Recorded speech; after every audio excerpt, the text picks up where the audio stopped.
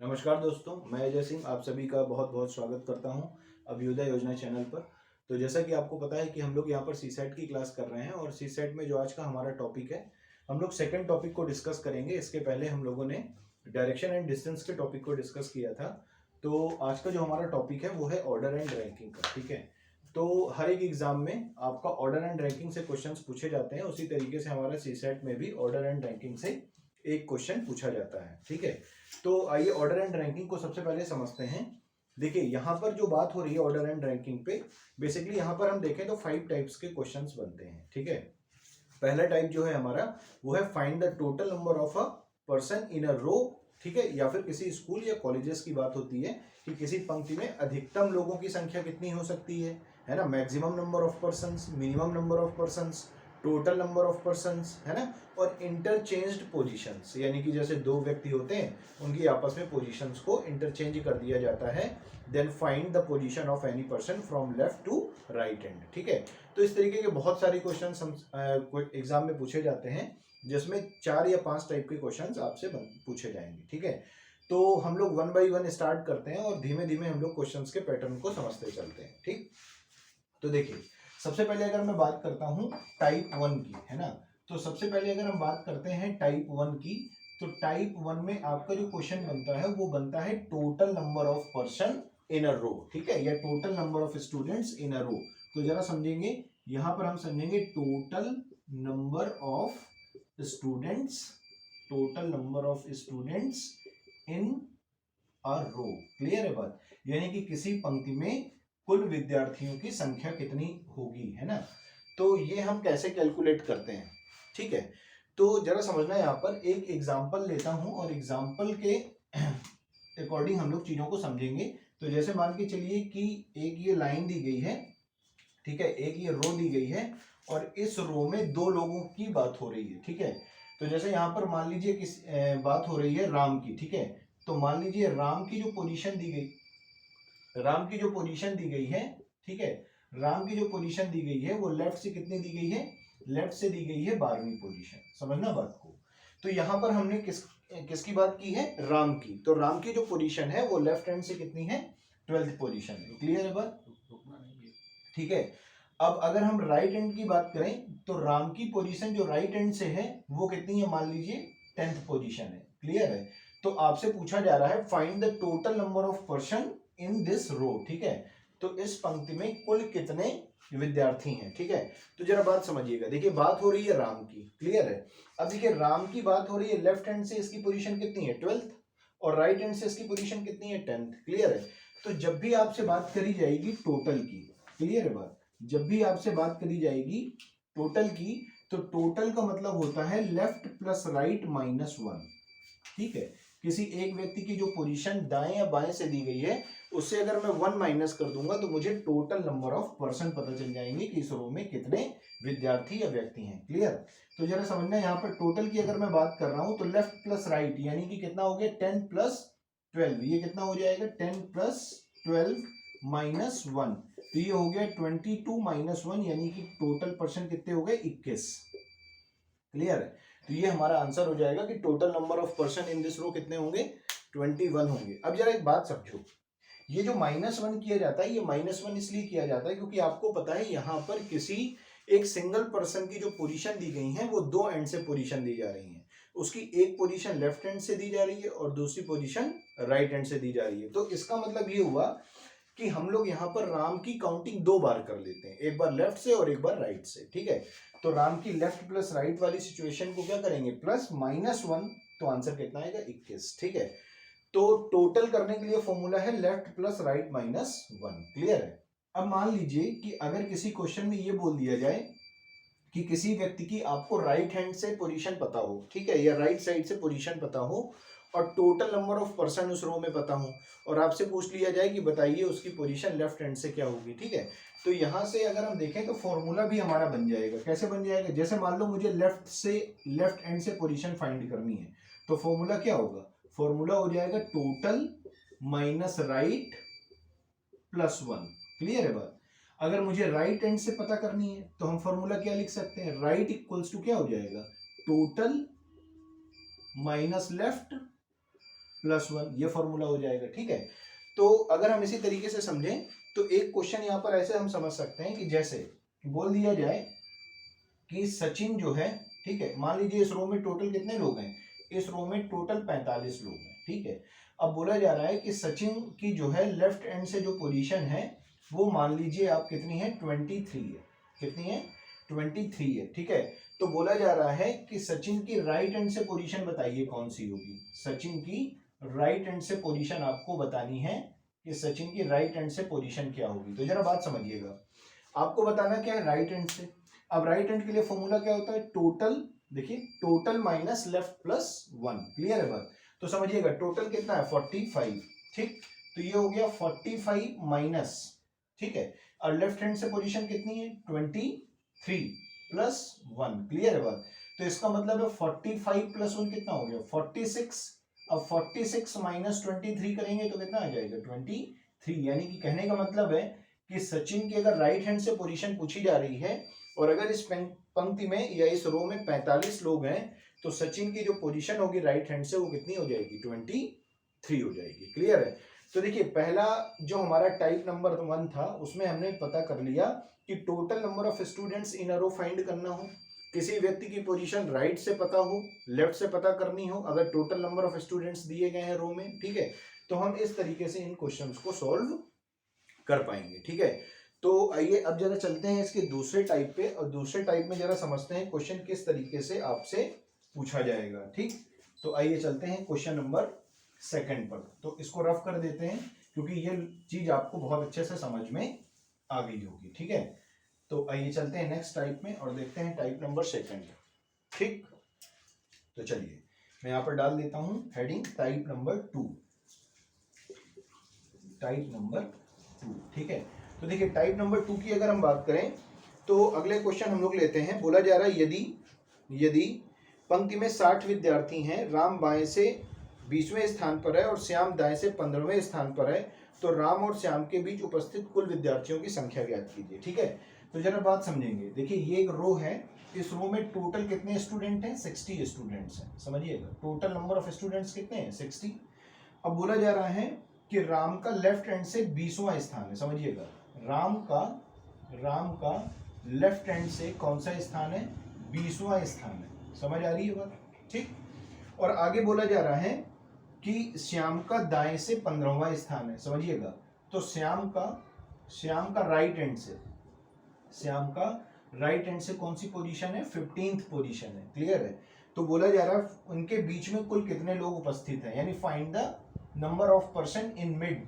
ठीक है, तो आपको बीच वाले व्यक्तियों की संख्या ज्ञात करनी है। तो देखिए जरा, जब भी आपसे मिड नंबर ऑफ स्टूडेंट्स या मिड नंबर ऑफ पर्सन्स पूछे जाएंगे तो आपको यहाँ पर 2 केस चेक करने पड़ेंगे। ठीक है, तो यहाँ पर 2 केस होते हैं, एक होता है ओवरलैपिंग का केस और एक होता है नॉन ओवरलैपिंग का केस। समझिएगा जरा बात, देखिए 2 केस बनेंगे। तो केस नंबर 1 क्या है समझ लीजिए, केस नंबर 1 है ओवरलैपिंग, ठीक है, और केस नंबर 2 है नॉन ओवरलैपिंग। ठीक है, ये हो गया नॉन ओवरलैपिंग। अब ये ओवरलैपिंग और नॉन ओवरलैपिंग आपको पता कैसे चलेगा। ठीक है, तो देखिए नॉन ओवरलैपिंग का केस कब बनेगा आपका, जब आपका टोटल वाली वैल्यू, नॉन ओवरलैपिंग की बात कर रहे हैं अभी किसकी बात कर रहे हैं, नॉन ओवरलैपिंग की बात कर रहे हैं। तो जब भी आपका टोटल वाली वैल्यू जो है लेफ्ट प्लस राइट वाली वैल्यू से ज्यादा होगी, ठीक है, तो आपका कौन सा केस बन जाएगा, आपका केस बन जाएगा नॉन ओवरलैपिंग का। Is it clear. ठीक है, जब भी आपकी टोटल वाली value, total number of persons left plus right वाले पर्सन्स की पोजीशंस के सम से अगर ज्यादा होगा तो वहां पर कौन सा केस अप्लाई होगा, नॉन ओवरलैपिंग का केस अप्लाई होगा। Then we can use this formula to calculate the mid person of find the mid person between 2 person. Clear है बात। तो देखिए mid equals to total is greater than left plus right, तो formula क्या बन जाएगा, total minus, भाई जो वैल्यू ग्रेटर देन है उससे हम लेस देन वाली वैल्यू को माइनस कर देंगे, तो total minus left plus right, ये कर सकते हैं। तो जरा समझेंगे, अगर हमारा ये ओवरलैपिंग वाला केस नहीं हुआ तो हम ये वाला फॉर्मूला लगाएंगे, यानी कि नॉन ओवरलैपिंग के लिए फॉर्मूला यूज किया जाएगा। ठीक है, तो जरा देखिए क्या इस क्वेश्चन के अकॉर्डिंग अगर मैं देखूं तो ये क्या हमारा नॉन ओवरलैपिंग का केस बन रहा है? तो आप कहेंगे सर बिल्कुल नॉन ओवरलैपिंग का केस बन रहा है। क्यों? क्योंकि देखिए टोटल नंबर ऑफ स्टूडेंट्स कितने हैं? 60, और अगर आप लेफ्ट प्लस राइट वाली सिचुएशन को ऐड करेंगे या लेफ्ट प्लस राइट वाली कंडीशन को ऐड करेंगे तो यहाँ पर आपको बनना है 35। ठीक है, तो इसका मतलब ये क्लियर हो गया कि हमारा जो टोटल है वो लेफ्ट प्लस राइट वाली कंडीशन से ग्रेटर देन है। तो हम यहाँ पर मिड वाला फॉर्मूला ये वाला अप्लाई कर देंगे। तो मिड इक्वल्स टू क्या हो जाएगा जरा समझेंगे। तो मिड इक्वल्स टू हो जाएगा टोटल, तो टोटल हो गया 60 माइनस लेफ्ट प्लस राइट, यानी कि हो गया 20 प्लस 15। क्लियर है? तो ये हो गया 35। तो कितना आ जाएगा? 60 माइनस 35 अगर आप करेंगे तो ये आपका आ जाएगा 25। क्लियर है बात? तो हम इस तरीके से कह सकते हैं कि इन दोनों व्यक्तियों के बीच में कितने लोग हैं? 25 लोग हैं। क्लियर है? राम और श्याम के बीच में कितने लोग हैं? 25 लोग हैं। क्लियर? तो ये तो बात होगी भाई नॉन ओवरलैपिंग की। ये बात किसकी हो गई? नॉन ओवरलैपिंग की कंडीशन को हमने अच्छे से समझ लिया है। ठीक है, अब आइए ओवरलैपिंग वाली कंडीशन को समझते हैं। तो जरा ध्यान दीजिएगा, जब भी हम ओवरलैपिंग वाली कंडीशन की बात करेंगे, ठीक है, तो जब भी हम ओवरलैपिंग वाली कंडीशन की बात करेंगे तो ओवरलैपिंग वाली कंडीशन में क्या होता है कि अगर ओवरलैपिंग वाली कंडीशन में क्या होता है कि जो टोटल होता है हमारा, है ना, जो टोटल होता है वो लेस देन हो जाता है लेफ्ट प्लस राइट से। क्लियर है बात? तो जो टोटल होता है वो किससे ज्यादा हो जाता है? लेस देन हो जाता है लेफ्ट प्लस राइट से ज्यादा हो जाता है। ठीक है, तो यहां पर अब हम कौन सा फॉर्मूला लगाएंगे, है ना, मेन चीज यहाँ पर अब हम कौन सा फॉर्मूला लगाएंगे, यानी कि ओवरलैपिंग वाले केस में मतलब ये होता है कि भाई देखिए टोटल नंबर ऑफ स्टूडेंट्स कम दिए गए होंगे और किसी व्यक्ति की पोजीशन लेफ्ट से कुछ दी गई होगी और राइट से कुछ दी गई होगी। तो ओवरलैपिंग की कंडीशन का समझने का पर्पज ये है कि यहाँ पर जो भी टोटल दिया गया होगा, ठीक है, मान लीजिए कोई व्यक्ति लेफ्ट से यहाँ पर आ रहा है, ये किसी व्यक्ति की लेफ्ट की पोजीशन है, और किसी व्यक्ति की राइट की जो पोजीशन है वो यहाँ पर आ रही है, वो यहाँ पर आ रही है, किसी व्यक्ति की राइट की पोजीशन यहाँ पर आ रही, तो मिड में जो लोग होंगे वो कहाँ पर आएंगे? यहाँ पर आएंगे। तो जब कोई चीज किसी चीज को क्रॉस कर जाती है तो वहां पर ओवरलैपिंग वाली कंडीशन अगर करने लगती है। क्लियर है? तो अब हमें ओवरलैपिंग वाली ही कंडीशन को समझना है कि ओवरलैपिंग वाली कंडीशन से क्वेश्चन कैसे बनेगा। ठीक, और ये मोस्ट इंपॉर्टेंट पार्ट होता है। इसलिए मोस्ट इंपॉर्टेंट होता है क्योंकि ओवरलैपिंग वाली जो कंडीशन होती है वही हमेशा एग्जाम में आपसे पूछी जाती है, क्योंकि यहाँ पर गलती होने के चांसेस ज्यादा होते हैं। ठीक है, तो आइए अब हम लोग समझते हैं ओवरलैपिंग वाली कंडीशन को, और एक क्वेश्चन यहाँ पर लेता हूं मैं ओवरलैपिंग वाली कंडीशन का। तो देखिए ओवरलैपिंग वाली कंडीशन में बोला जा रहा है एक पंक्ति में 15 विद्यार्थी हैं, रमा का बाएं से स्थान 12 है और मेघा का दाएं से स्थान 8 है। तो रमा और मेघा के बीच में उपस्थित कुल विद्यार्थियों की संख्या ज्ञात करें। ठीक है, तो आइए जरा समझते हैं इसको। मैं आपको बिल्कुल थोड़ा बेसिक से भी बता दूंगा और आपको ये ट्रिक भी बता दूंगा कि हम इसे एग्जाम में किस तरीके से लगाएंगे। ठीक है, तो पहले बेसिक एनालिसिस पर चलते हैं क्योंकि वो जानना बहुत जरूरी है हमारे लिए। ठीक, तो जरा समझेंगे, एक पंक्ति में 15 विद्यार्थी हैं। तो अब जरा समझिएगा, ये मान लीजिए एक रो है, इसमें कितने नंबर ऑफ स्टूडेंट्स दिए गए हैं? 15। क्लियर? तो मैं 5 का बंच बना रहा हूँ इस तरीके से, 1 2 3 4 5। ठीक, वैसे ही 1 2 3 4 5। क्लियर है? ऐसे ही 1 2 3 4 5, ये हो गए भाई 15 लोग। ठीक है, अब जरा देखिए बोला क्या जा रहा है, रमा का बाएं से 12वां स्थान है। ठीक है, यानी कि Rama is 12th position from the left and. ठीक है, तो देखिए 5 5 10 2 12, यानी कि यहाँ पर कौन हो गई? रमा। यहाँ पर कौन हो गई? रमा हो गई। क्लियर है बात? तो यहाँ पर रमा हो गई, और रमा की पोजीशन कौन सी है? बाएं से 12वीं, यानी कि लेफ्ट हैंड से 12वीं पोजीशन पर है। ठीक है, आगे क्या बोला जा रहा है? मेघा दाएं से 8वें स्थान पर है। तो देखिए मेघा की बात हो रही है तो 5 और ये 3, यानी कि ये दाएं से, यानी कि फ्रॉम द राइट हैंड, ये कौन सी पोजीशन पर है? 8th पोजीशन पर है। कौन? यहाँ पर बात हो रही है मेघा की। क्लियर है बात? तो देखिए इन दो लड़कियों की पोजीशन आपको दी गई है, एक की लेफ्ट हैंड से और एक की राइट हैंड से। ठीक है, तो देखो भाई एक चीज तो यहाँ से मुझे एकदम स्पष्ट दिखाई दे रही है, समझ में आ रही कि ये जो कंडीशन है ये किसको रिप्रेजेंट कर रही है? ये कंडीशन जो है रिप्रेजेंट कर रही है ओवरलैपिंग की कंडीशन को। ठीक है, तो जब दो लोग एक दूसरे को क्रॉस कर जाएंगे तो उनके बीच का जब आपको वैल्यू फाइंड करनी होगी तो ये आपकी कंडीशन हमेशा ओवरलैपिंग की कंडीशन होती है। ठीक, तो देखिए अब मैं यहाँ से इजीली कैलकुलेट कर सकता हूँ। ठीक है, तो देखिए मुझे दिख भी रहा है कि भाई मेघा और रमा इन दोनों के बीच में कितने नंबर ऑफ स्टूडेंट्स बैठे हैं, तो आप कहेंगे सर आंसर होगा 3। क्लियर है बात? तो ये तो हो गया इसका बेसिक मेथड, ठीक। लेकिन अब इस बेसिक मेथड को हम हर बार एग्जाम में अप्लाई नहीं कर सकते हैं, क्योंकि ये क्या होता है, टाइम कंज्यूमिंग होता है, और हमें इस तरीके से जो है लाइन ड्रॉ करनी पड़ेगी और फिर उन्हें जो है काउंटिंग करनी पड़ेगी। तो मुझे लगता है कि ये आपको सुटेबल नहीं होगा एग्जाम के लिए। तो अब आपको करना क्या है, अब आपको इस वाले फॉर्मेट में आना है, ठीक है।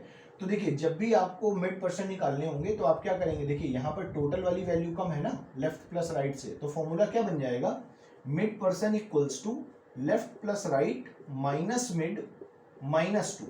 ऑलवेज हम क्या करते हैं, जब भी ओवरलैपिंग वाली कंडीशन होती है तो आपको एक चीज तो ये क्लियर है कि लेफ्ट प्लस राइट वाली जो कंडीशन होगी वो टोटल नंबर ऑफ स्टूडेंट से ज्यादा होगी। अगर ये टोटल नंबर ऑफ स्टूडेंट से ज्यादा है तो टोटल नंबर ऑफ स्टूडेंट्स वाली पोजीशन जो होगी या वैल्यू जो होगी वो लेफ्ट प्लस राइट वाली से माइनस होगी। सीधी सी बात है, बड़ी वैल्यू में से छोटी वैल्यू माइनस होगी।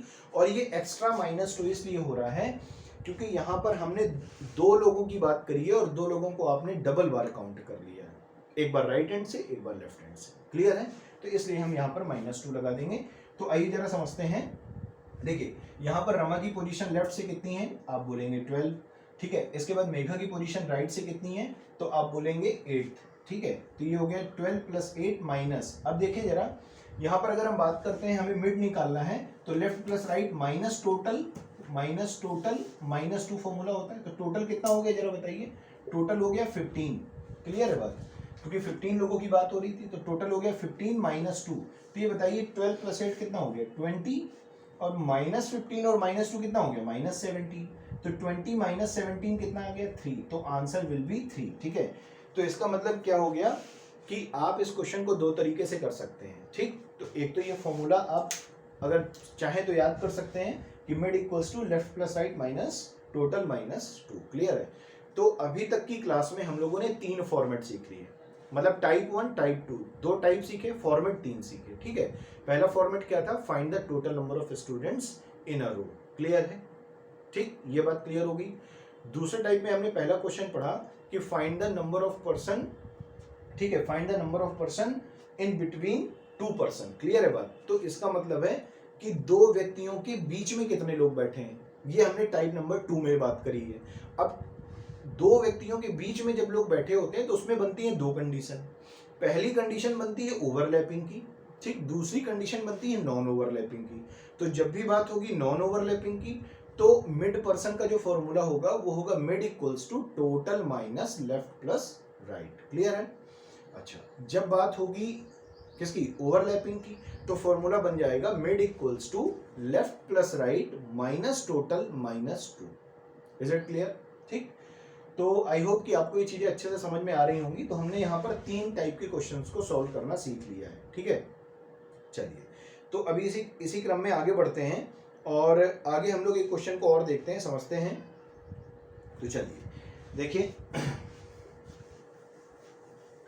नेक्स्ट क्वेश्चन में बोला जा रहा है कि एक पंक्ति में कमल का बाएं से स्थान 12वां है। एक पंक्ति में कमल का बाएं से स्थान 12वां है, ठीक है। तो आइए जरा समझते हैं, बनाते चलते हैं जो जो क्वेश्चन में बोला जा रहा है। तो एक ये पंक्ति होगी, ये कमल हो गया, बाएं से स्थान इसका कौन सा हो गया, 12वां। कमल का बाएं से स्थान कौन सा हो गया, 12वां हो गया, ठीक है। आगे क्या बोला जा रहा है, तथा सिमरन का दाएं से स्थान 26वां है, ठीक है। ठीक है भाई, तो सिमरन की बात हो रही है, तो सिमरन का जो है दाएं से स्थान कौन सा हो गया, ठीक। यहाँ पर सिमरन है तो ये हो गई सिमरन, और सिमरन का दाएं से स्थान दिया गया है आपको 26वां, ठीक है, 26, ठीक है। तो यहाँ पर देखिए, कमल की पोजीशन लेफ्ट से पता है 12वीं, ठीक है। सिमरन की राइट से पोजीशन पता है 26वीं। अब बोला जा रहा है इन दोनों के बीच में ठीक 5 लोग बैठे हैं। इन दोनों के ठीक बीच में कितने लोग बैठे हैं, 5 लोग बैठे हैं। तो बोला जा रहा है कि इस पंक्ति में अधिकतम व्यक्तियों की संख्या ज्ञात करें, ठीक है। तो देखो भाई, जब भी आपसे पूछा जाएगा मैक्सिमम नंबर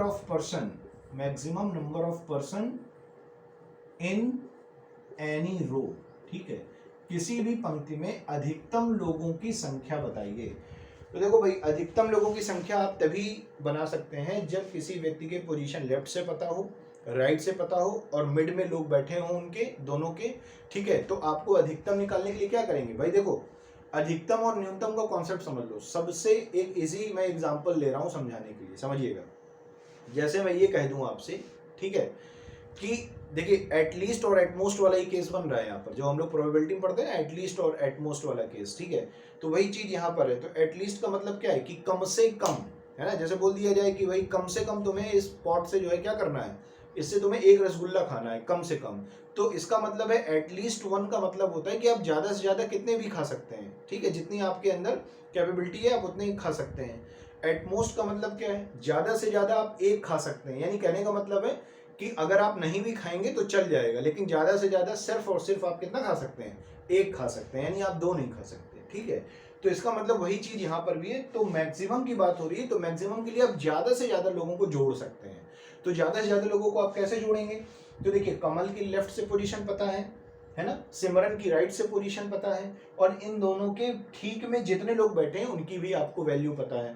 तो जब भी आपसे मैक्सिमम की बात होगी, जब भी आपसे मैक्सिमम की बात होगी, तो सर आपको करना कुछ नहीं है, आपको left plus right plus mid को सीधा सीधा आपको क्या करना है, ऐड कर देना है, ठीक है। तो जरा देखिए लेफ्ट कितना हो गया 12, सिमरन की राइट से पोजीशन कितनी दी है 26, मिड में कितने हो गए 5। अब हम इसको जोड़ लेंगे, तो देखिए 26 प्लस 5 कितना हो गया 31, 31 प्लस 10 कितना हो गया 41, 41 प्लस 2 कितना हो गया 43। यानी कि हम इस तरीके से कह सकते हैं कि इस रो में अधिकतम जो लोग बैठे होंगे, अधिकतम लोग कितने बैठे होंगे, 43 लोग बैठे होंगे। क्या ये बात समझ में आ रही है, ठीक।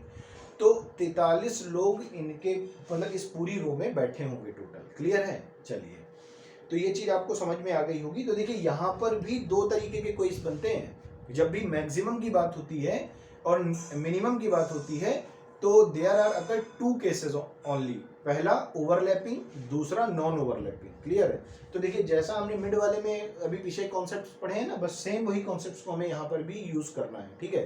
तो ये हमारा कौन सा केस था, नॉन ओवरलैपिंग का, क्योंकि मैक्सिमम नंबर ऑफ स्टूडेंट्स या मैक्सिमम नंबर ऑफ पर्संस आप तभी कैलकुलेट कर सकते हैं जब वहां पर कंडीशन फॉलो कर रही होगी किसकी, नॉन ओवरलैपिंग की। क्योंकि ओवरलैपिंग की कंडीशन जब भी होती है तो हमेशा वहां पर जो नंबर ऑफ स्टूडेंट्स होते हैं वो मिनिमम ही निकलते हैं, क्लियर है बात, ठीक। चलिए अब आइए बढ़ते हैं नेक्स्ट क्वेश्चन पर, और नेक्स्ट क्वेश्चन में समझते हैं कि ओवरलैपिंग वाले केस में हम क्वेश्चंस अगर हमसे पूछ लिए जाएंगे तो ओवरलैपिंग वाले केस में हम क्वेश्चन को कैसे डील करेंगे, ठीक है। तो आइए क्वेश्चन लेता हूं मैं, ठीक है। तो मैं रीड कर दे रहा हूं क्वेश्चन आपके लिए। बोला जा रहा है एक पंक्ति में राम का बाएं से स्थान 12वां है, ठीक, तथा श्याम का दाएं से स्थान 26वां है। यदि इन दोनों के बीच में 15 विद्यार्थी बैठे हों तो पंक्ति में न्यूनतम कितने विद्यार्थी बैठे हैं, समझना जरा बात, देखिएगा। बोला जा रहा है ये एक हमने लाइन बना दी, बोला जा रहा है एक पंक्ति में राम का स्थान बाएं से कौन सा है 12वां, तथा श्याम का दाएं से स्थान कौन सा है 26वां, और इन दोनों के बीच में ठीक कितने विद्यार्थी बैठे हैं 15 विद्यार्थी बैठे हो, तो पंक्ति में न्यूनतम विद्यार्थियों की संख्या कितनी, जरा बात समझिएगा। देखिए भाई यहाँ पर बोला जा रहा है कि राम का बाएं से स्थान है 12वां, तो ये आपने राम बना दिया, राम की पोजीशन है ये 12वीं position from the left hand, ठीक है। अब बोला जा रहा है कि श्याम का दाएं से स्थान 26वां है, तो मान लीजिए ये श्याम है यहाँ पर, और श्याम की जो पोजीशन है वो फ्रॉम द राइट हैंड कितनी है 26th पोजीशन, क्लियर है बात। और इन दोनों के बीच में ठीक कितने लोग बैठे हैं 15 लोग बैठे हैं। तो find the minimum number of person in this row, ठीक है। तो आपको क्या फाइंड करना है, आपको minimum number of person find करने हैं। तो सर एक बात समझना कि जब भी मिनिमम की बात कर दी जाए, जब भी मिनिमम की बात कर दी जाए, तो आपके दिमाग में पहली चीज ये आनी चाहिए कि ये केस किसका बन रहा होगा, ओवरलैपिंग का, ठीक है। अगर ये ओवरलैपिंग का केस बन रहा होगा तो अब मुझे ओवरलैपिंग वाली कंडीशन में एक चीज और समझनी पड़ेगी। देखिए जब भी ओवरलैपिंग का केस बनेगा सर, तब आपको एक चीज ध्यान रखनी है कि इसमें दो व्यक्तियों की बात हो रही होगी और कुछ लोग उनके बीच में बैठे होंगे। तो दो व्यक्ति कौन से, जिसकी एक की पोजीशन लेफ्ट हैंड से पता होगी और एक की पोजीशन हमें राइट हैंड से पता होगी। तो इन दोनों में से जिसकी भी पोजीशन कम होगी, जिसकी भी पोजीशन कम होगी, उससे आप हमेशा -2 कर देंगे, और जितनी वैल्यू आएगी बस उतने ही मैक्सिमम लोग उन दोनों के बीच में बैठ सकते हैं, अदरवाइज वो क्वेश्चन ही रॉन्ग हो जाएगा, यानी कि हम वहां पर उस क्वेश्चन का आंसर डिटरमाइन नहीं, उसका आंसर फाइंड नहीं कर पाएंगे। तो जो हमारा आंसर करेक्ट होगा वो होगा कैन नॉट डिटरमाइन, यानी कि ज्ञात नहीं किया जा सकता, ठीक। आइए मैं इसको थोड़ा और एक्सप्लेन करता हूँ, समझाने का प्रयास करता हूँ आपको। तो देखिए यहाँ पर बोला ये जा रहा है कि राम की लेफ्ट हैंड से पोजीशन है 12वीं, श्याम की राइट हैंड से पोजीशन है 26वीं। अब ये बताओ सर कि इन दोनों में से मिनिमम पोजीशन किसकी है, तो आप बोलेंगे सर राम, क्योंकि राम की जो पोजीशन है वो कितनी है 12वीं है, ठीक है। अच्छा ये बताओ 12वीं में से आप अगर 2 माइनस कर देंगे तो आएगा 10, ठीक है। यानी कि कहने का मतलब है कि अब राम और श्याम के बीच में मैक्सिमम और मैक्सिमम 10 लोग ही बैठ सकते हैं, 10 से ज्यादा नहीं बैठ सकते। तो ये केस आपको चेक कर लेना है। अगर ऐसा यहाँ पर फॉलो हो रहा है तब तो हम उसका आंसर डिटरमाइन कर सकते हैं, और अगर वहां पर ये चीज फॉलो ही नहीं हो रही है तो we can not determine the answer of this question, ठीक है। तो हम इस क्वेश्चन का आंसर फिर डिटरमाइन नहीं कर पाएंगे। तो आइए इसको समझेंगे जरा कि कैसे नहीं डिटरमाइन कर पा रहे हैं। देखिए 12 माइनस 2 कितना हो गया 10, और यहाँ पे मिनिमम कंडीशन इसकी कितनी है 12। तो भाई एक चीज बताओ कि जब कम से ज्यादा 10 ही लोग बैठ सकते हैं तो फिर 15 लोग कैसे बैठ पाएंगे। इसका मतलब ये क्वेश्चन क्या हो गया, रॉन्ग हो गया, ठीक है। ये क्वेश्चन क्या हो गया यहाँ पर, ये क्वेश्चन रॉन्ग हो गया, यानी यहाँ पर ओवरलैपिंग की कंडीशन बनेगी ही नहीं, और अगर ओवरलैपिंग की कंडीशन बनेगी नहीं तो हम जो है minimum number of person in this row calculate ही नहीं कर पाएंगे। समझ आ रही है ना बात, ठीक। तो चलिए आइए जरा समझते हैं। यानी कहने का मतलब है 10 लोग ही बैठ सकते हैं, का मतलब देखिए एक भी बैठ सकता है, मैं कह रहा हूँ 10 लोग बैठ सकते हैं, मैक्सिमम यहाँ पर 10 स्टूडेंट्स जो है क्या कर सकते हैं, प्लेस किए जा सकते हैं। तो देखिए 9 भी प्लेस हो जाएगा, 8 भी प्लेस हो जाएगा, 7 6 4 5 3 2 1 सब कुछ प्लेस हो जाएगा, यानी 10 तक प्लेस हो जाएगा। और 10 के ऊपर जैसे जाएगा तो ओवरलैपिंग की कंडीशन हमारी यहाँ पर फेल होती नजर आएगी, तो हमारा हम कह सकते हैं कि आंसर कैन नॉट डिटरमाइन हो जाएगा, ठीक है। तो अगला क्वेश्चन मैंने जो लिया है, अगले क्वेश्चन में हम इस क्वेश्चन का आंसर डिटरमाइन कर पाएंगे, लेकिन वहां पर जो केस है वो थोड़ा अलग बनेगा, है ना। तो आइए जरा समझते हैं, नेक्स्ट केस को जरा समझें और देखें कि इसमें हम आंसर कैसे डिटरमाइन कर पाएंगे, ठीक है। तो देखिए आपके लिए जो नेक्स्ट क्वेश्चन है इसमें बोला जा रहा है कि एक पंक्ति है, समझिएगा, एक पंक्ति में रमन का बाएं से स्थान 12वां है। ये पंक्ति हो गई जिसमें रमन की बात हो रही है, रमन का स्थान जो है बाएं से कौन सा हो गया 12वां, समझिएगा बात। रमन का बाएं से स्थान 12वां हो गया तथा सुरेश का दाएं से स्थान 15वां हो गया। अब देखिए सुरेश का जो है यहाँ पर सुरेश हो गया, ठीक है। सुरेश का जो है दाएं से स्थान कौन सा हो गया, राइट हैंड से 15th पोजीशन हो गई, ठीक है। अब बोला ये जा रहा है कि इनके बीच में ठीक कितने लोग बैठे हैं, इनके बीच में ठीक 6 लोग बैठे हैं। तो बताइए कि minimum number of person in this row कितने होंगे। तो सबसे पहली चीज, इन दोनों में से जिसकी पोजीशन कम है उससे 2 माइनस कर दो। तो आप कहेंगे सर किसकी पोजीशन कम है, तो डेफिनेटली यहाँ पर रमन की पोजीशन कम हो रही है। देखो ये कितनी हो रही है 12, है ना। अब 12 में से अगर आप 2 माइनस कर देंगे तो कितना बनेगा 10, यानी कि मैक्सिमम कितने लोग बैठ सकते हैं 10। तो भाई अगर मैक्सिमम 10 बैठ सकते हैं तो हमने तो 6 ही बैठा लिए हैं यहाँ पर, मिड में कितने की बात हो रही है 6 की ही बात हो रही है। तो इसका मतलब ये क्लियर हो गया, इसका मतलब ये क्लियर हो गया कि अब हम इस क्वेश्चन का आंसर डिटरमाइन कर सकते हैं। क्वेश्चंस की जो भी वैल्यू दी गई है एकदम करेक्ट है, ठीक। तो देखिए जब भी आपसे मिनिमम नंबर ऑफ पर्सन पूछे जाएंगे तो मिनिमम इक्वल्स टू क्या होगा जरा समझिएगा, ठीक है। मिनिमम इक्वल्स टू होगा left plus right minus mid minus 2। तो देखिए लेफ्ट प्लस राइट यानी ये कितना हो गया 15 प्लस 12, क्लियर है बात। तो 15 प्लस 12 ये हो गया, ठीक, माइनस मिड, मिड में कितने हैं 6, फिर माइनस 2, क्लियर है बात। तो देखिए 15 और 12 कितना हो गया 27, और 27 माइनस 8 यानी कि टोटल कितने लोग होंगे इस पंक्ति में 19 लोग होंगे, क्लियर है। तो देखिए लेफ्ट वाली कंडीशन 12, राइट वाली कंडीशन 15, 12 15 27 माइनस मिड कितना हो गया यहाँ पर 27 माइनस 6 और माइनस 2 और करेंगे क्योंकि यहाँ पर इनको 2 बार काउंटिंग में रखा गया होगा, है ना। तो 27 माइनस 8 कर देंगे तो कितना आ जाएगा 19। तो यहाँ पर जो करेक्ट आंसर होगा वो हमारा क्या होगा 19 होगा, ठीक है। तो कहने का मतलब है कि यहाँ पर हम लोगों ने टाइप 3 तक के क्वेश्चंस को सॉल्व करके देख लिया है, और इनमें से 1-2 क्वेश्चन हमेशा एग्जाम में पूछे जाते हैं, ठीक है। तो आई होप कि बहुत अच्छे से चीज़ें समझ में आ गई होंगी क्योंकि बहुत अच्छे से एक्सप्लेन करके मैंने बताया है, ठीक। तो चलिए आगे बढ़ते हैं और अगला क्वेश्चन देखते हैं। क्वेश्चन में क्या बोला जा रहा है समझिएगा। बोला जा रहा है कि 21 लड़कियों की एक पंक्ति है, 21 लड़कियों की एक पंक्ति है, और इस पंक्ति में जब मोनिका 4 स्थान दाईं ओर खिसक जाती है तो उसका बाईं तरफ से स्थान कौन सा हो जाता है 12वां स्थान हो जाता है, ठीक है। तो पहले पंक्ति में उसका दाएं ओर से कौन सा स्थान था, समझिएगा बात को। देखिए 21 लड़कियों की पंक्ति है, ठीक है। यहाँ पर टोटल कितनी गर्ल्स हैं 21 गर्ल्स हैं टोटल, क्लियर है बात। अब जरा देखिए आगे बोला जा रहा है कि 21 लड़कियों की एक पंक्ति में जब मोनिका 4 स्थान दाईं ओर खिसक जाती है, समझिएगा, मान लीजिए मोनिका की पोजीशन अभी यहाँ पर है, मोनिका यहाँ पर है अभी, और बोला जा रहा है कि मोनिका जब दाईं ओर 4 स्थान खिसक जाती है। तो देखिए ऐसे क्वेश्चनों में जब भी लेफ्ट और राइट की बात होती है तो हमारा लेफ्ट क्वेश्चन का लेफ्ट होता है, हमारा राइट क्वेश्चन का राइट होता है, ठीक है। तो देखिए जब ये 4 स्थान और जो है किधर खिसक जाती है, राइट साइड खिसक जाती है, तो 1 2 3 यानी मोनिका कहाँ पर आ गई, अब यहाँ पर, ठीक है। मोनिका यहाँ पर आ गई जो है 4 स्थान खिसक करके, और अब इसका स्थान कितना हो जाता है, बाई तरफ से 12वां हो जाता है। अब एक चीज बताओ, अगर ये बाई ओर से इसका स्थान कौन सा हो गया, 12वां, तो इसका मतलब ये हुआ कि मोनिका को आपने किधर खिसकाया है, दाईं ओर खिसकाया है, और दाईं ओर खिसकाने के बाद इसकी पोजीशन हो गई लेफ्ट हैंड से 12वीं, ठीक है। तो ये 12वीं हो गई, तो ये पोजीशन 11वीं, ये 10वीं, ये 9वीं और ये 8वीं, यानी कि पहले इसकी हम पोजीशन देखें तो पहले इसकी position from the left hand कितनी रही होगी, 8th पोजीशन रही होगी, ठीक है। यानी कहने का मतलब है कि मोनिका जो है पहले बाईं तरफ से कौन सी पोजीशन पर रही होगी, 8वीं पोजीशन पर रही होगी, ठीक है। तो आपसे पूछा क्या जा रहा है कि बताइए कि पहले पंक्ति में उसका दाएं ओर से कौन सा स्थान था।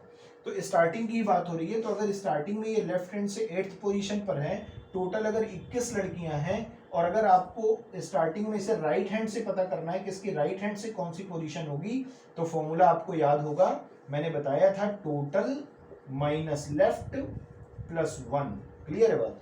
तो राइट यानी कि राइट हैंड से पोजीशन फाइंड करने के लिए, दाएं हाथ से पोजीशन पता करने के लिए टोटल माइनस लेफ्ट यानी कि बायां प्लस 1, ठीक है। तो टोटल कितना है 21, माइनस लेफ्ट की अगर हम बात करें तो 8 प्लस कितना 1, तो देखिए 21 और ये कितना हो गया 22, 22 माइनस 8 कितना हो गया 14, यानी कि कहने का मतलब है कि अगर मैं स्टार्टिंग की बात करूं तो स्टार्टिंग में जो है मोनिका का की जो पोजीशन थी वो राइट हैंड से कौन सी पोजीशन थी, 14वीं पोजीशन थी, क्लियर है बात। तो 14 पोजीशन रही होगी।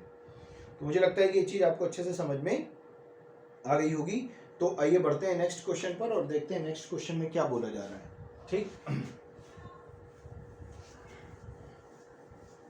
देखिए एक क्वेश्चन और लेते हैं इसी तरीके से, ठीक है।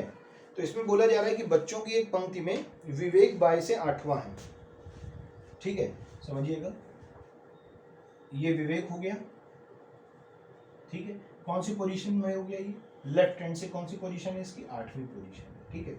तो बच्चों की एक पंक्ति में विवेक बाय से 8वां है, यदि दाईं ओर 4 स्थान खिसकाया जाता है, तो देखिए जरा दाईं ओर 4 स्थान, तो दाएं किधर होगा, राइट हैंड इस तरफ, तो 1 2 3 4 यहाँ पर आ गया, यहाँ पर आ गया, कौन आ गया, विवेक यहाँ पर आ गया, और विवेक की पोजीशन कौन सी हो जाएगी, हो जाएगी 12th पोजीशन, किधर से, फ्रॉम द लेफ्ट हैंड से, ठीक है। तो ये विवेक की पोजीशन हो गई, और बोला जा रहा है तो वह संध्या के बाएं तीसरा हो जाता है। इसका मतलब क्या हुआ कि संध्या इस तरफ नहीं हो सकती, अगर संध्या इधर हो जाएगी तो विवेक इसके राइट में आ जाएगा, ठीक है। तो संध्या हमेशा किधर होगी, इसके इस तरफ होगी, ताकि इसका लेफ्ट जो है विवेक बना रहे। ये बात क्लियर हो रही है ना, ठीक। तो जरा समझिएगा, तो वह संध्या के बाएं तीसरा हो जाता है, इसका मतलब है संध्या जैसे मान लो यहाँ पर है, ठीक है, संध्या यहाँ पर है, इसका 1 2 3 यहाँ पर कौन हो गया, विवेक, ठीक।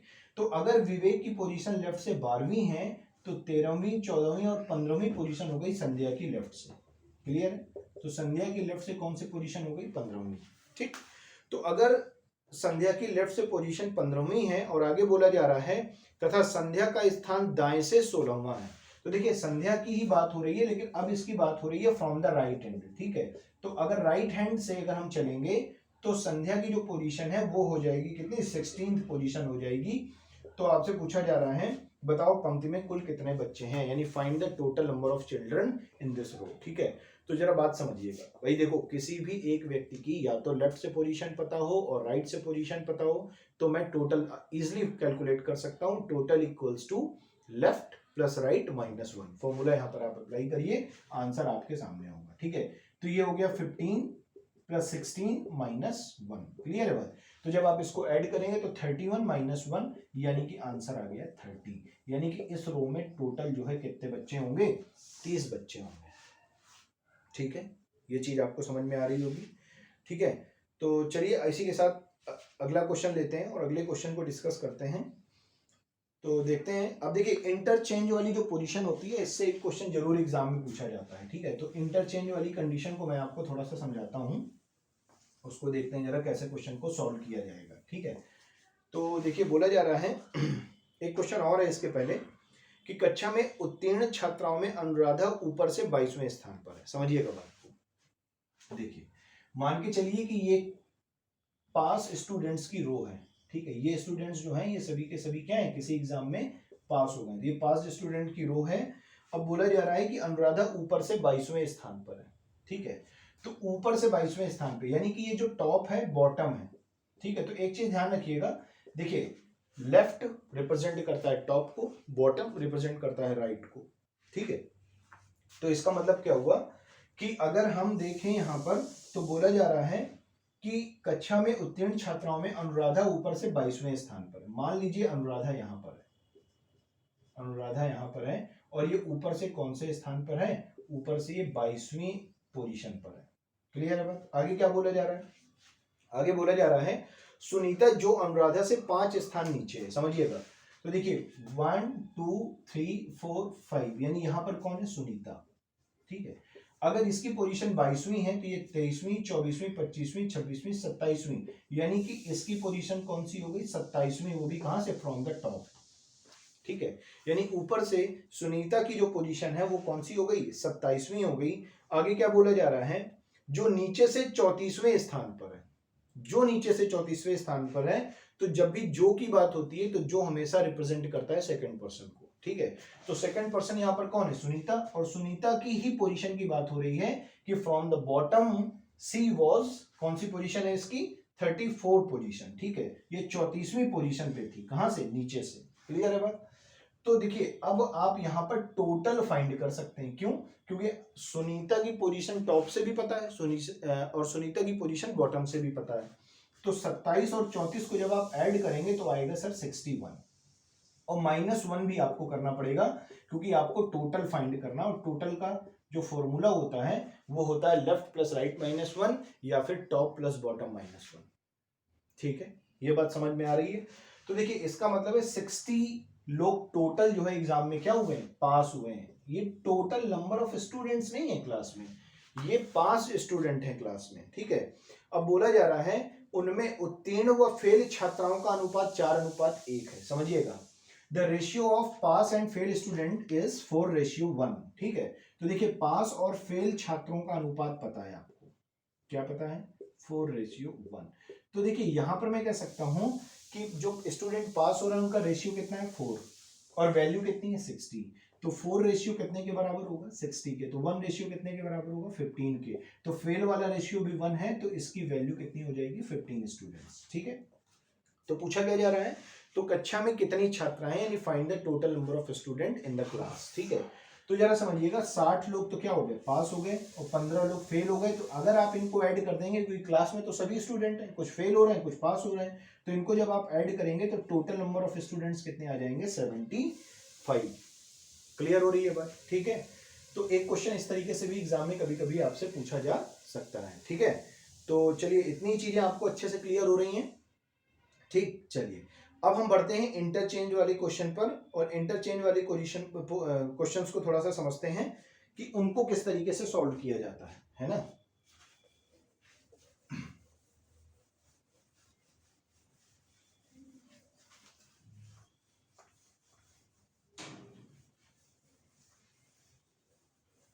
चलिए अब इंटरचेंज क्वेश्चंस को समझते हैं। ठीक है, ये क्वेश्चन पूछे बहुत जाते हैं एग्जाम में, इंटरचेंज केस समझ लेते हैं।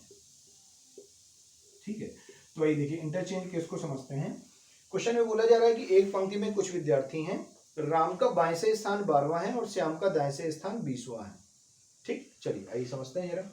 देखिए बोला जा रहा है कि एक रो है, इस रो में जो है राम का लेफ्ट हैंड से कौन सी पोजीशन है, 12th। तो राम की जो पोजीशन है वो कौन सी है, 12th from the left hand. ठीक है, अब आगे बोला जा रहा है कि श्याम का दाएं से स्थान 20वां है। अब देखिए इसी रो में श्याम की बात हो रही है, और श्याम का जो है कि जो पोजीशन है वो कौन सी पोजीशन है, वो 20वीं पोजीशन है। कहां से, from the right hand. Clear है बात? अब बोला जा रहा है कि after some time they interchange their positions, यानी कि कुछ समय बाद वे अपनी पोजीशन क्या कर लेते हैं, इंटरचेंज कर लेते हैं, आपस में परिवर्तित कर लेते हैं। ठीक है, तो जरा समझिएगा, अगर ये आपस में अपनी इनको जो है पोजीशन को इंटरचेंज कर लेंगे तो यहाँ पर कौन आ जाएगा, यहाँ पर श्याम हो जाएगा, समझिएगा बात को, यहाँ पर श्याम हो जाएगा और यहाँ पर कौन हो जाएगा, राम हो जाएगा। यानी कहने का मतलब है जो पोजीशन राइट से किसकी थी, श्याम की, वो किसकी हो गई, राम की, और जो पोजीशन लेफ्ट से राम की थी वो पोजीशन किसकी हो गई, श्याम की। तो देखिए श्याम की पोजीशन लेफ्ट से कितनी हो गई, आप कहेंगे सर 12। क्लियर है बात। अब आगे क्वेश्चन में क्या बोला जा रहा है कि बोला जा रहा है तो राम का बाएं से नया स्थान 50वां हो जाता है, समझिएगा। तो देखिए राम का जो है अभी दाएं से स्थान कौन सा है, 20वां, क्योंकि इंटरचेंज पोजीशन की बात हो रही है। और बोला जा रहा है इसका जो है बाएं से कौन सा स्थान हो जाता है, 50वां। इसका जो है राम का बाएं से कौन सा स्थान हो जाता है, 50वां, और दाएं से कौन सा स्थान है, 20वां। तो भाई देखो टोटल की अगर बात हो रही है तो टोटल आप इजिली अब कैलकुलेट कर लेंगे, क्योंकि राम की दो तरफ से आपको पोजीशन पता है। तो एक पोजीशन हो गई 20, एक पोजीशन हो गई 50 -1। क्लियर है बात।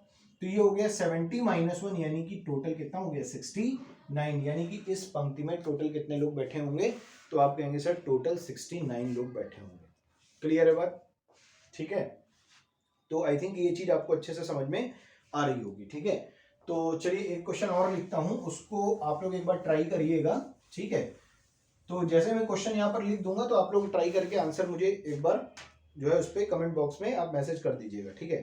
तो जरा देखिए अगला क्वेश्चन क्या बोला जा रहा है कि एक पंक्ति में कुछ विद्यार्थी हैं, राम बाएं से 14वें स्थान पर है, समझिएगा। ये एक रो है, इस रो में जो है राम लेफ्ट हैंड से कौन सी पोजीशन पे, 14वीं पोजीशन पे, समझिएगा, ठीक है।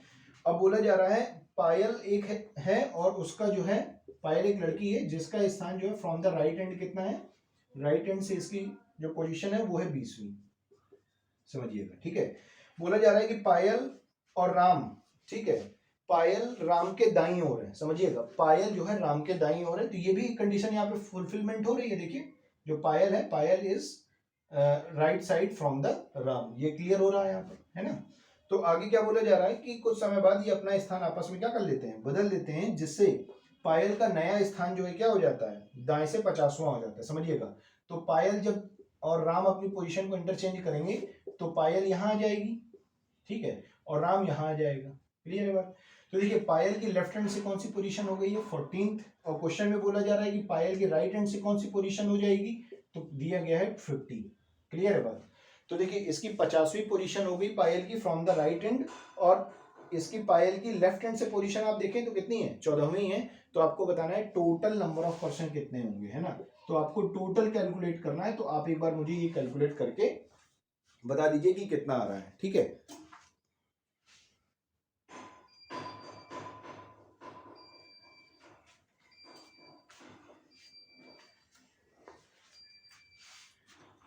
ठीक है, तो समझते हैं यहाँ पर, देखते हैं कि कितना आंसर आने वाला है। तो देखिए 50 + 14 कितना हो जाएगा, 64 -1, तो आपका आंसर कितना आ जाएगा, 63 आ जाएगा, ठीक है। तो इस तरीके से हम इंटरचेंज वाली कंडीशन को भी अच्छे से समझ पाए कि हम इसको किस तरीके से सॉल्व करेंगे, ठीक। चलिए आगे बढ़ते हैं और नेक्स्ट क्वेश्चन जो है उसको लेते हैं। ये क्वेश्चन बहुत ही शानदार क्वेश्चन है, ठीक है, बहुत ही बढ़िया क्वेश्चन रखा है आपके लिए। इसको आप एक बार जरा कैलकुलेट करके देखिएगा, समझिए।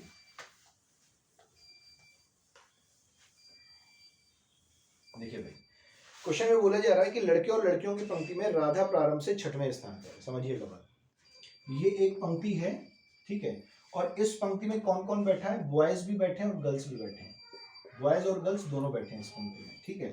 बोला जा रहा है लड़के और लड़कियों की पंक्ति में राधा प्रारंभ से 6वें स्थान पर है। तो देखिए प्रारंभ का मतलब है लेफ्ट से, है ना, तो ये राधा की बात हो रही है, समझिएगा बात, ये राधा की बात हो रही है। और राधा की अगर हम बात करें तो राधा की जो पोजीशन है वो कौन सी पोजीशन है, 6th पोजीशन है फ्रॉम द लेफ्ट हैंड, ठीक है। तो भाई ये देखिए ये जो रो है इसमें बॉयज और गर्ल्स दोनों की बात हो रही है, और राधा जो है लेफ्ट हैंड से कौन सी पोजीशन पर है, 6th पोजीशन पे है। और बोला जा रहा है और अतुल प्रारंभ से 12वें स्थान पर है। अब अतुल की बात हो रही है, और अतुल जो है क्या है, फ्रॉम द लेफ्ट साइड, या स्टार्टिंग से या प्रारंभ से इसकी कौन सी पोजीशन है, 12वीं पोजीशन है, समझिएगा बात, ठीक है। ये 12वीं पोजीशन है। तो अगर लड़कियों में राधा प्रारंभ से 4थे स्थान पर है, समझना बहुत ही इंटरेस्टिंग क्वेश्चन है। अगर लड़कियों में राधा, अगर लड़कियों की केवल बात करी जाए, ठीक है, ये केवल गर्ल्स की बात करी जाए, तो लड़कियों में राधा अगर स्टार्टिंग से कौन सी पोजीशन पर है, चौथी पोजीशन पर है, ठीक।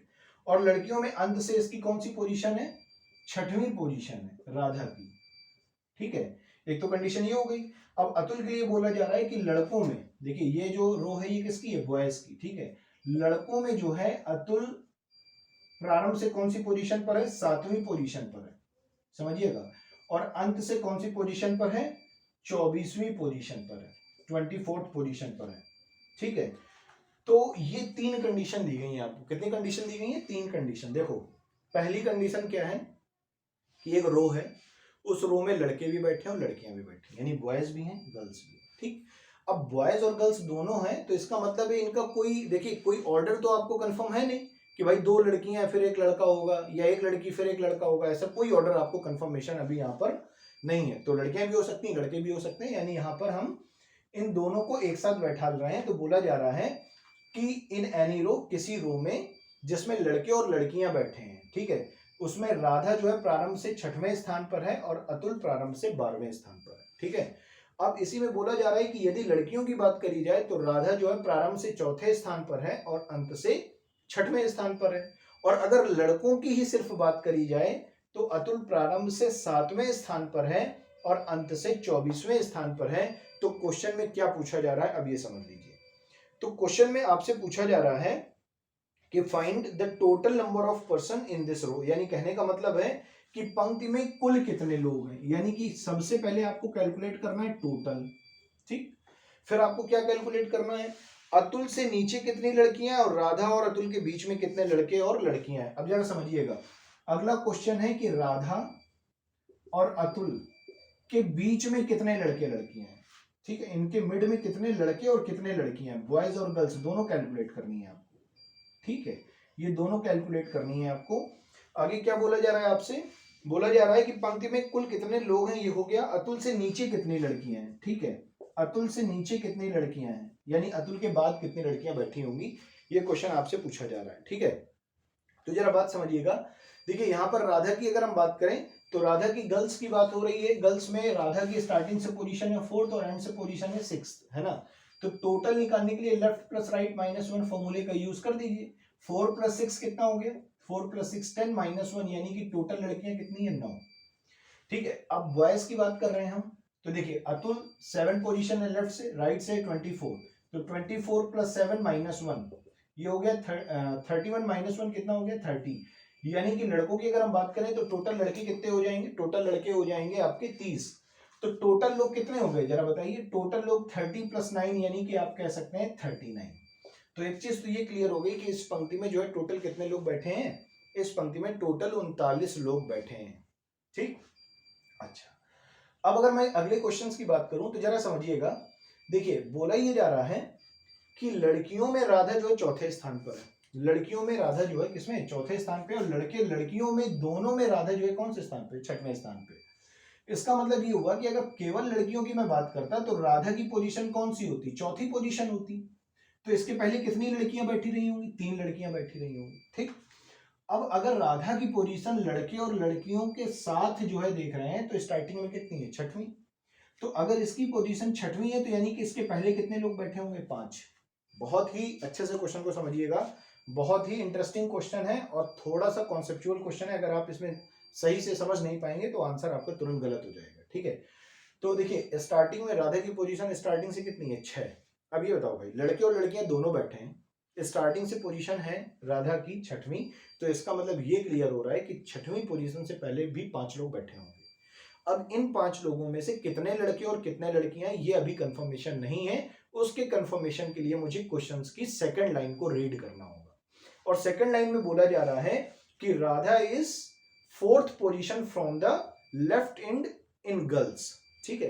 यानी लड़कियों में राधा प्रारंभ से चौथे स्थान पर है। तो लड़कियों में अगर राधा चौथे स्थान पर है तो जाहिर सी बात है कि इसके पहले 3 लड़कियां होंगी। अगर 3 लड़कियां हो गई तो लड़के कितने हो गए, 2। लड़के कितने हो गए, 2। क्लियर है बात। तो लड़के 2 हो गए, लड़कियां कितनी हो गई, 3 हो गई। क्लियर है। अब जरा बात समझिएगा देखिए अतुल की बात करी जा रही है तो अतुल कौन सी पोजीशन पे है, 12वीं पोजीशन पे, यानी इसका मतलब कि इसके पहले कितने लोग बैठे होंगे, 11, ठीक। तो यहां तक कितने लोग बैठ गए, 6। अगर यहां तक 6 लोग बैठ गए तो इसका मतलब इसके बीच में कितने लोग बैठे होंगे? 5 लोग, ठीक है। अब ये बताइए कि अगर टोटल 9 लड़कियां हैं, 9 लड़कियों में 3 लड़कियां ये बैठी हैं और एक लड़की राधा खुद हो गई, यानी 4 लड़कियां हो गई, तो बची कितनी? 5 लड़कियां, है ना। तो 5 लड़कियां कहां पर होंगी? यहां पर। 5 लड़कियां कहां पर होंगी? यहां पर होंगी। थोड़ी देर के लिए मान लीजिए कि 5 लड़कियां कहां पर होंगी? यहां पर होंगी। क्लियर है। अब देखिए अगर यहां पर 5 लड़कियां होंगी, समझिएगा, टोटल कितने लोग हैं? 11 लोग हैं। टोटल जो है 11 लोग हैं, 5 लड़कियां हो गई। तो अब यहां पर अगर हम समझेंगे तो 5 लड़कियां हो गई और बोला जा रहा है अतुल जो है प्रारंभ से कौन से स्थान पर है? 7वें स्थान पर है, समझिएगा। तो अतुल अगर प्रारंभ से 7वें स्थान पर है तो इसका मतलब इसके पहले कितने लड़के होंगे? 6 लड़के होंगे। 6 लड़के होंगे। और 6 लड़के में से कितने लड़के राधा के पहले बैठे हैं? 2 लड़के। तो बचे कितने लड़के? 4 लड़के। तो यहां पर क्या हो गया? 4 बॉयज। क्लियर है बात? यहां पर क्या हो गया? 4 बॉयज हो गया। ये बात क्लियर हो रही है? तो इसका मतलब है कि 4 लड़के ये हो गए, समझना। 4 लड़के ये हो गए, 3 लड़कियां ये हो गई, तो कितने हो गए? 7। 7 2 9, 9 और 1 10। तो इसका मतलब है कि 4 लड़के और यहां पर अब एक कंडीशन बच रही है, एक, है ना। तो इसका मतलब यहां पर गर्ल्स 5 ना होकर के गर्ल्स कितनी होंगी? एक गर्ल्स होगी इनके बीच में, ठीक है। तो एक गर्ल्स हो गई यहां पर। और आगे बोला जा रहा है कि बताइए अतुल के नीचे कितनी लड़कियां? तो देखिए 3 1 4 1 5, 5 लड़कियां हो गई। अब बची कितनी? 4 लड़कियां। तो अतुल के नीचे कितनी लड़कियां होंगी? 4 लड़कियां। तो देखिए क्वेश्चन का पहला answer, find the total number of person in this row, answer will be 39। Clear है। दूसरा क्वेश्चन कि राधा और अतुल के बीच में कितने लड़के और लड़कियां हैं? तो इसका आंसर होगा कि 4 लड़के और 1 लड़कियां हैं। 4 लड़के और 1 लड़की है, ठीक है। ये हो गया सेकंड क्वेश्चन का आंसर। और बोला जा रहा है कि अतुल के नीचे कितनी लड़कियां हैं? तो अतुल के नीचे कितनी लड़कियां, ये हम कैसे कैलकुलेट कर पाएंगे कि आपको पता है कि यहां तक कितनी लड़कियां बैठ गई हैं? 5। क्यों? 3 ये हो गई, एक राधा खुद हो गई, 4, एक लड़की हो गई, 5। टोटल लड़कियां 9, 9 - 5, यानी कि अतुल के नीचे कितनी लड़कियां होंगी? 4 लड़कियां होंगी, ठीक है। तो इस तरीके से हम इस क्वेश्चन का आंसर फाइंड कर लेंगे। तो ये हमारा क्वेश्चन था एक, लेकिन इसके अंदर हमने 3 पार्ट्स को सीखा है, ठीक है। तो ये बात क्लियर हो रही है आपको? ठीक।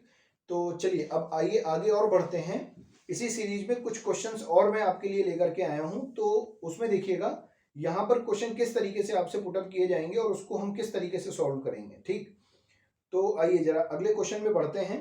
और बोला जा रहा है if they are kept according to their height is ascending order then who will be on the third position, ठीक है। यानी कहने का मतलब है यदि इनको ऊंचाई के बढ़ते क्रम में रखा जाए तो तीसरी स्थिति में कौन होगा, ठीक। अब देखिए यहां पर बोला ये जा रहा है, समझिएगा, देखिए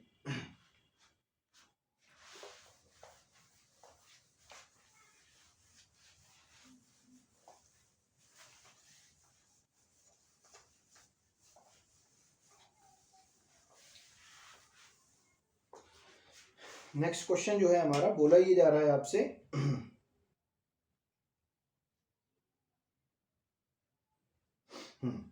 देखिए यहां पर कितने लोग हैं? यहां पर लोग हैं 5 लोग, ठीक है। बोला जा रहा है among A, B, C, D and E, A is taller than B but shorter than C, यानी कहने का मतलब है A, B, C, D, E 5 लोग हैं, समझिएगा। कितने लोग हैं? A, B, C, D, E, ये 5 लोग हैं, ठीक है। इन 5 लोगों की बात हो रही है और बोला ये जा रहा है कि इनको किसमें? लंबाई के क्रम में रखा जा रहा है। अब बोला जा रहा है A is taller than B, यानी कि A जो है B से लंबा है, ठीक। तो समझिएगा जरा बात को, A अगर B से लंबा होगा तो A ग्रेटर देन B, और ये बात हो रही है किसकी? हाइट की। ये बात किसकी हो रही है? हाइट की बात हो रही है। तो A जो है B से क्या हो गया? लंबा हो गया। लेकिन आगे बोला जा रहा है A B से लंबा है लेकिन C से छोटा है। इसका मतलब क्या हुआ? A B से तो लंबा होगा लेकिन A जो है किससे छोटा होगा? C से छोटा होगा। तो C ग्रेटर देन A और A ग्रेटर देन B, दो कंडीशन बन गई, ठीक। आगे समझते हैं बात को। आगे बोला जा रहा है B केवल E से लंबा है। जो B है वो केवल और केवल किससे लंबा है? E से लंबा है, ठीक है। B जो है केवल E से लंबा है। तो एक चीज समझिएगा, अगर बोल दिया जा रहा है कि B is taller than only E, clear है। तो अगर B केवल E से लंबा है तो इसका मतलब है अब E के नीचे कोई दूसरा व्यक्ति नहीं जा सकता। E के नीचे कोई दूसरा व्यक्ति नहीं जा सकता, क्योंकि अगर कोई दूसरा व्यक्ति नीचे गया इसके, तो इसका मतलब है कि B जो है E से भी लंबा हो जाएगा और एक व्यक्ति से और लंबा हो जाएगा, ठीक है। और C सबसे लंबा नहीं है, समझिएगा। और C सबसे लंबा नहीं है, इसका मतलब क्या हुआ कि अगर सी सबसे लंबा नहीं है तो इसका मतलब है सी से भी कोई लंबा होगा पहली पोजीशन पे। तो आइए पोजीशन बना लेते हैं। ये हो गई पहली पोजीशन, ये हो गई दूसरी पोजीशन, ये हो गई तीसरी पोजीशन, ये है चौथी पोजीशन और ये है पांचवी पोजीशन। ठीक है, तो एक चीज तो ये क्लियर है कि इन तीन का ऑर्डर बहुत सिस्टमैटिक मुझे पता चल रहा है कि A is taller than B और B is taller than only E. तो ई सबसे नीचे आ गई। ठीक, इससे बड़ा कौन हो गया बी, बी से बड़ा कौन हो गया ए, और ए बी से तो बड़ा है लेकिन सी से छोटा है। तो अगर ए जो है बी से बड़ा है और सी से छोटा है और आगे बोला जा रहा है कि सी सबसे बड़ा नहीं है लंबाई में, तो इसका मतलब है सी यहां पर नहीं आ सकता, यहां पर नहीं आ सकता, यानी सी कहां पर आएगा, यहां पर आएगा। ठीक है, तो बचा कौन, डी। ठीक है, तो इसका मतलब है कि डी कहां पर आएगा, पहली पोजीशन पे आ जाएगा। तो इस तरीके से ये आपने पूरा फॉर्मेट बना लिया। आगे बोला जा रहा है कि यदि सभी लंबाई के क्रम में खड़े हैं तो कौन बीच में होगा। तो कौन बीच में होगा यदि सभी लंबाई के क्रम से खड़े हैं। तो देखिए, दो लोग ऊपर हो गए, दो लोग नीचे हो गए और बीच में हो गया ए। बीच में कौन हो गया, ए हो गया। यानी इस तरीके से हम ये फाइंड कर सकते हैं कि बीच में कौन होगा, ए होगा। क्लियर है बात। ठीक, ये चीज आपको समझ में आ रही है। चलिए, अगर ये चीज आपको अच्छे से समझ में आ रही है तो एक क्वेश्चन हम चाहें तो और भी कर सकते हैं। समझते हैं जरा, नेक्स्ट क्वेश्चन क्या है।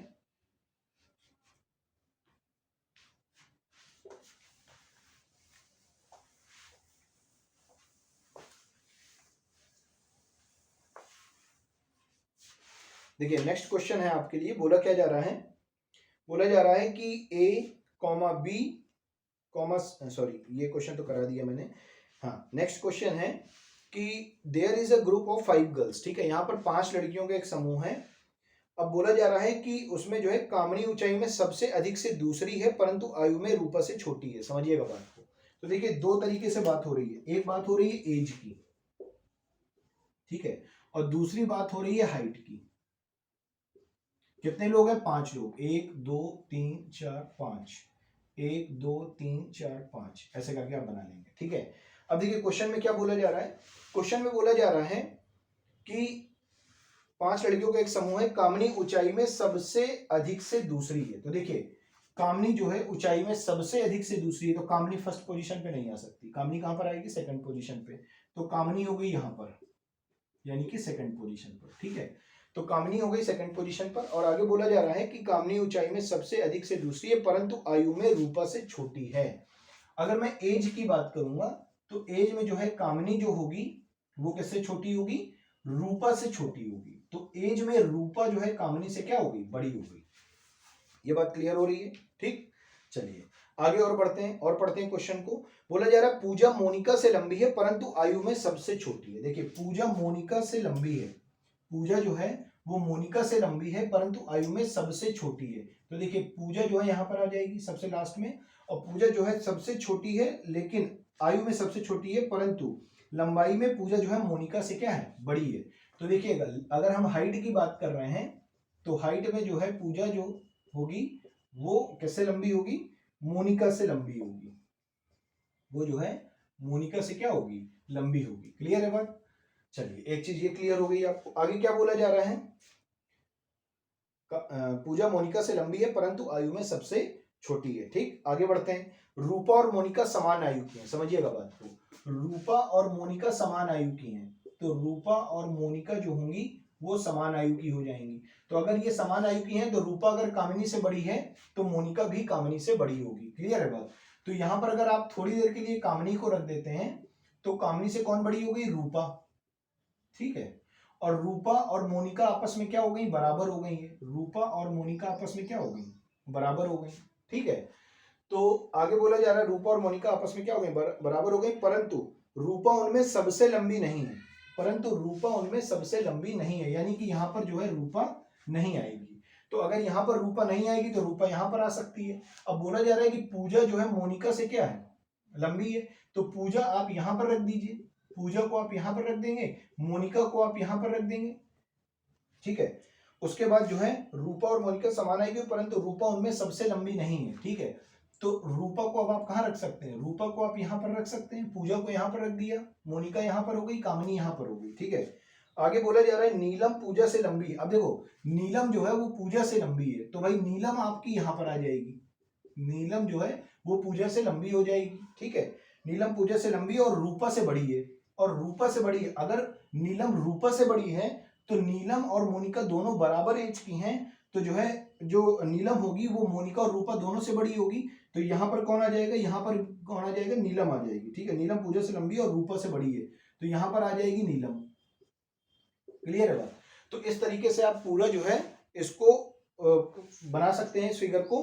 अब आगे क्वेश्चन में पूछा क्या जा रहा है, आगे क्वेश्चन में पूछा जा रहा है यदि इनको ऊंचाई के बढ़ते क्रम में रखा जाए तो तीसरी स्थिति में कौन होगा। तो देखिए यदि ऊंचाई के बढ़ते क्रम में रखेंगे तो तीसरी स्थिति में कौन होगा, रूपा होगा, ठीक है। आगे बोला जा रहा है यदि इनको घटते हुए क्रम में रखा जाए तो चौथे क्रम में कौन होगा, ठीक है। तो देखिए अगर हम इनको किसके क्रम में रख रहे हैं, आयु के घटते क्रम में, तो देखो भाई आयु के घटते क्रम में जब आप रखेंगे तो पहला दूसरा तीसरा चौथा आंसर आप कामनी सही कर देंगे। लेकिन जब भी आप आंसर कामनी सही करेंगे तो आपका आंसर गलत होगा। आपका आंसर इसलिए गलत होगा क्योंकि अगर कभी भी किन्हीं दो व्यक्तियों की एज सेम हो जाती है तो उनका ऑर्डर जो है क्या हो जाता है, ऑर्डर उनका गड़बड़ हो जाता है, यानी कि आप उसमें ऑर्डर फाइंड नहीं कर सकते हैं। भाई क्रम गड़बड़ हो गया, लोग 5 हैं, ऑर्डर 4 ही, मतलब गिनती हम 4 ही लोगों की गिन सकते हैं, तो हम उसका ऑर्डर कैसे मैनेज कर पाएंगे।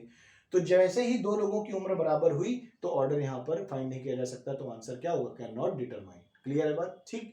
तो ये रहा हमारा आज का पूरा टॉपिक ऑर्डर एंड रैंकिंग का। तो मुझे पूरी उम्मीद है कि आपको ये टॉपिक बहुत अच्छे से समझ में आया होगा। तो मैं अजय सिंह आप सभी को बहुत बहुत धन्यवाद बोलना चाहूंगा। आप लोग बड़े इंटरेस्ट के साथ सारे वीडियोस देख रहे हैं, ठीक है, और चीज़ों को समझ रहे हैं, तो थैंक यू सो मच। मिलते